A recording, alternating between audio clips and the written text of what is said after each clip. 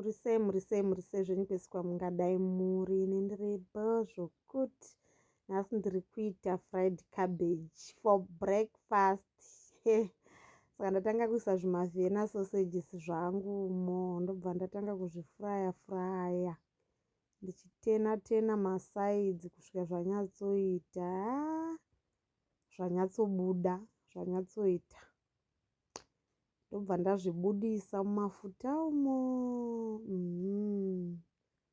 Zvibudisa zvose kuita chaiko zvatsvukira fani.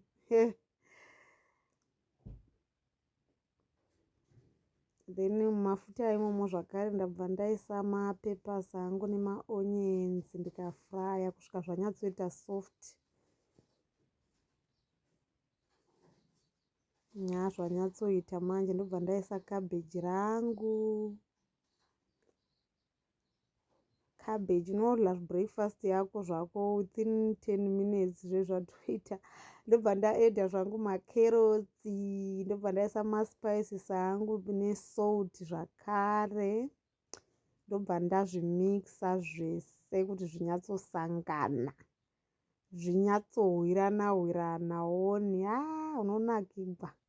Haridi kunyanya kuibvisa cabbage racho, roda kusara riri pakati nepakati rine kakutizhwa chiti ukatsenga unowa kuti then wobva waisa zvimafried venas zvako izvo wozvikanda wongosanganisa then wombozvirega for 3 minutes chete zviri pastovhu apo zvichimboshinyira